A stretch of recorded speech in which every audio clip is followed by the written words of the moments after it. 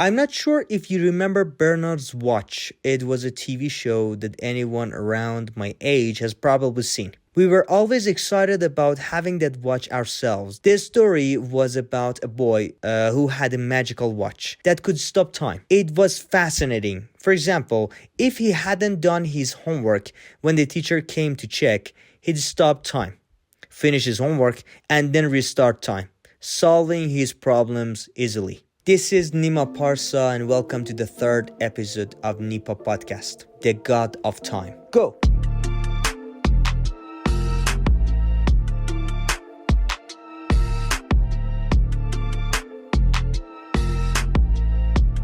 Now, here's a question. If you had Bernard's watch, what would you do with it? Think deeply about it and bring to mind the most valuable thing you could do with it. I've had discussions with my friends, family, and relatives about this question, and I heard some fascinating answers. That's why I wanted you to think about it too. We're talking about this because it leads us to a bigger question. What is time? And then again, let's put all those thoughts aside and ask the real one. Why do we need time at all?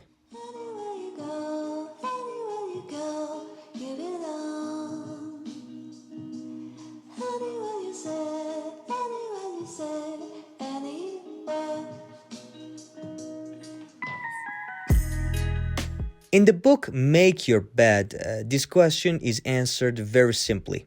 We need time to get things done. That's logical, right? Fundamentally, we need time for that very reason. When I read that, my first thought was, if I have more time, I can get more things done, progress further, and achieve more of my goals. But the book says that's not true. William McRaven, the author, who is a retired U.S. Navy officer, says that when you need to get something done, you should give yourself less time to do it. Not just a limited time, but a short time. Here's a question for you. When was the last time you had a short time to complete a task? How did it go? Was it successful or not? What was the result of having that limited time?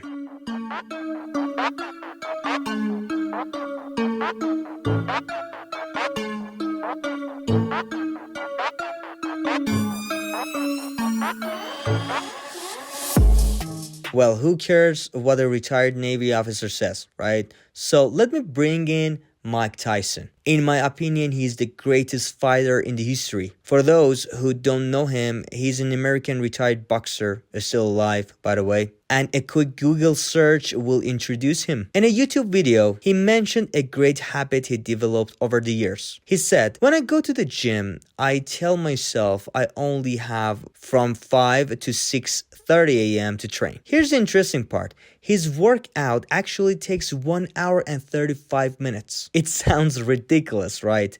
Give yourself 90 minutes for something that takes longer. But he said, I do this so I'll definitely complete the workout I planned for. Now, let me share a personal example. For me, and probably for many of you, some days it's really hard to get out of the bed. Maybe I went to bed late or I'm just tired for whatever reason. Here's how the short time concept works for me. When the alarm goes off, instead of snoozing, I throw myself off the bed. Seriously, it works. I give myself no time to think about getting up. I just do it. Now, let's shift gears. I want you to think about 3 things you need to do daily, but you don't. Things you would be more motivated to do if you gave yourself a short amount of time to get them done.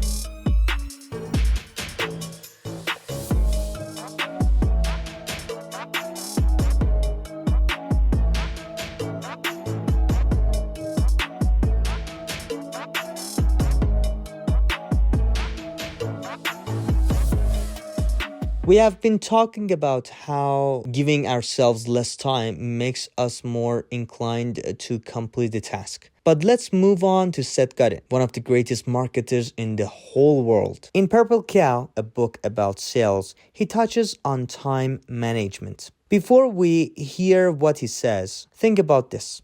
what does time management mean to you? Got your definition in mind? Now, here's what Seth Godin says. The time management is doing one task within a specific time frame. Now, it's getting interesting. Let's open a big parenthesis here. The difference between multitasking, doing multiple tasks simultaneously, and single tasking, doing one task within a specific time frame. Which do you think is better, multitasking or single tasking? Let's go back to Seth Godin's definition. He essentially criticizes multitasking and argues that single tasking within a specific time frame is much better. I highly recommend you to try it. You will see interesting results.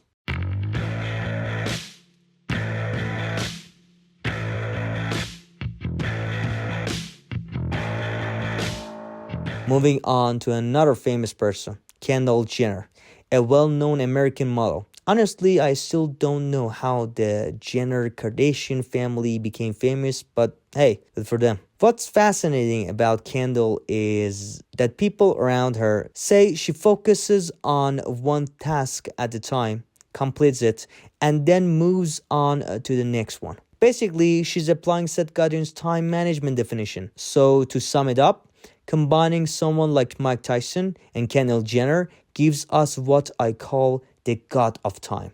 What does that mean? Short time for a task plus only one task at a time equals to the god of time.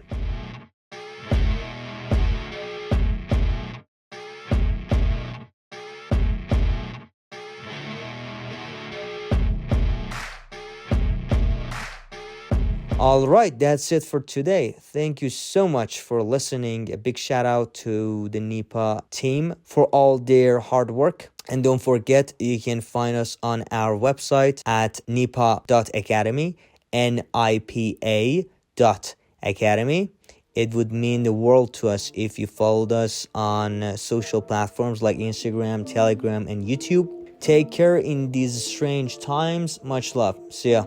Go.